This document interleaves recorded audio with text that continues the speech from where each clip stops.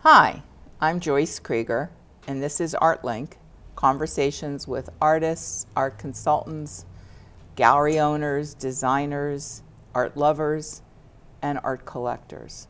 My guest today is a painter, Russian-born, and she currently is living in Allston, Massachusetts. Say hello to Alexandra Rozenman. How are you, Alexandra? I'm good, thank you.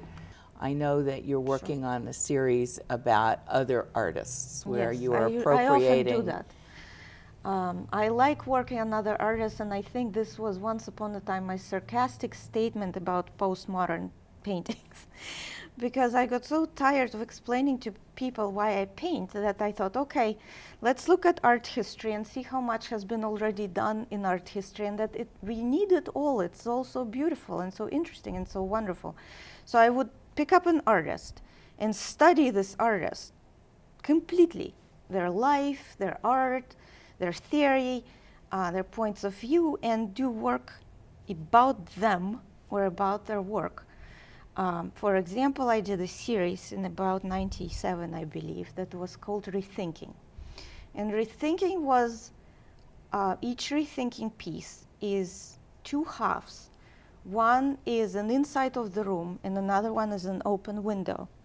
And in an open window, you see a recognizable city, usually. For instance, because there is an Eiffel Tower there, or a Twin Tower, something that you will know where you are. And then there will be a room. You will see the wall with a painting hanging on it.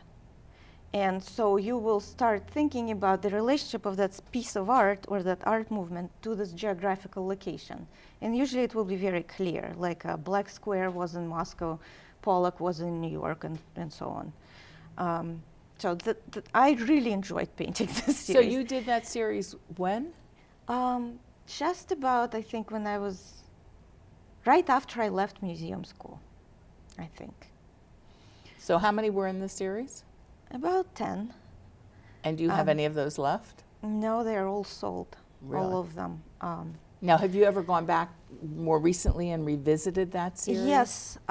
Well, just last year I worked on a series. I wasn't really planning it that clearly as the one I just talked about, but it just happened, and I really enjoyed the idea and had a lot of fun.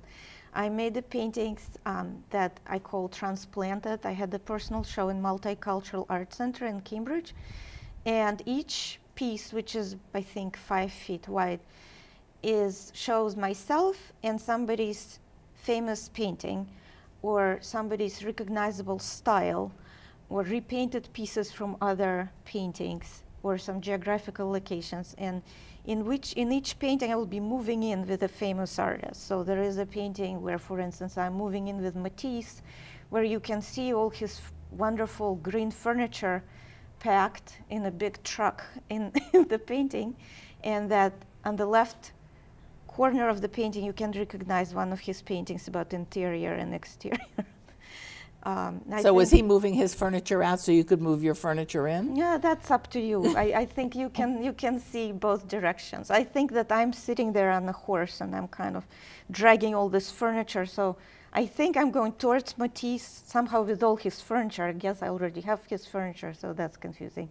So one of my favorite paintings from this series is called Moving with Turner to Brooklyn. In this painting, you can see, if you know Turner's work, you may see that I'm sending a message about his famous painting that's called Steam, where you have a train, fast-moving train on a bridge. And there is a train on a bridge, and if you look close, you can see the Manhattan skyline far away from you, and you can also see the letter Q on the train. And you can see me with 2 orange suitcases facing the train, so it's actually up to you to decide which direction I'm going. It's really not clear, probably on each painting, if I'm going in or out. So they have a sense of humor besides just being narrative. I think they are all, I think my Rethinking series, I think I meant it to be sarcastic. But yeah, I do have a kind of a bitter I think, Russian sense of humor, which I definitely work with. It's one of my favorite art materials. And maybe that's one of the reasons a lot of people can take my art serious. But I think that humor is it's a great tool. And I like Jewish humor. So I like making jokes about food. I'm kind of coming up with an idea of I made a lot of paintings about cooking too. And I also teach a class that's called soup painting, where we take a soup recipe and we replace each food with painting medium. And we have to come up with an abstract painting that looks just like the soup from the top when it's cooked. And it's a great class, and it's absolutely amazing exercise. You learn everything about art materials that you can possibly can. Now I teach 6 days a week, about 2 or 3 classes a day, and I also offer special workshops for children and their parents. And I often something that's called workshops for couples, which is honestly my best bread and butter, because people take it as a family therapy, I think. And if it works for them, they save a lot of money. So, and I love teaching. So you're telling me they work out their issues on the canvas? I think that's how. I think that 1 out of the 2 who buys this workshop may have this in the back of their mind. That's why doing I have a lot of together, right? And I love doing it because this is not so much about art. This is actually about human relationship, and I see so many happy people. Alexandra, tell me a little bit about what your current work is dealing with. I think I always do more than one thing. Right now, I'm actually reworking a series of paintings which I painted a few months ago, which is about location in an empty space and taking this space and putting it on a stage and changing the script, basically. So I'm sure it's a little bit about my life. It has all these symbols like chairs and tables and oranges.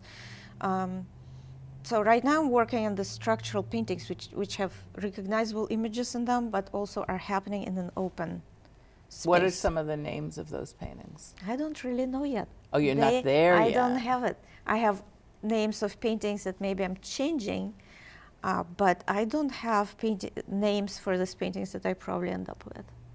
For example, this difficult decision. I have a picture of this here. You know why it's called Difficult Decision? Because it was such a difficult decision to give it a title, I decided to call it Difficult Decision. Is that true? It's absolutely true. What was it about? I really like this painting. It's one of these paintings where I worked with paint a lot, and I actually made a painting which was very abstract and very good, and I knew that if somebody like you will see it, you'll just tell me to stop. But I don't like doing that. So I kept working, and I came up with this image of this beautiful blue horse, which I know comes to my work from Russian fairy tales and this beautiful movie by Arseny Tarkovsky that's called Ivan's Childhood, where there are all these apples and oranges falling out of the moving truck.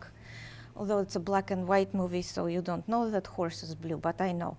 So the horse happened to be blue, and then it happened to have all this old wooden stuff attached to it. I think this is just all my symbols. I love that painting. And I'm very happy with this painting altogether, because I think it's a good combination of my painting and my drawing, which is something that I have been struggling with for a while, and I really want to succeed in that. Well, we actually talked briefly about that in the car when we were driving here. Yes. And I thought that the drawings were amazing. Thank you. Amazing. And you addressed the issue that you'd like to work on those a little bit more. Yes. I think you should. They're fabulous. Yeah.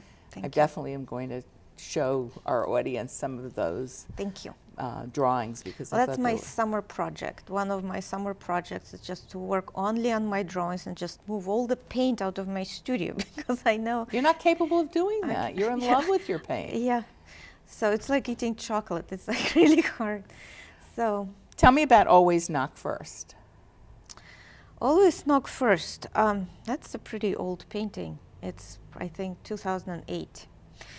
This is the painting that I painted when my life was going through some turmoil.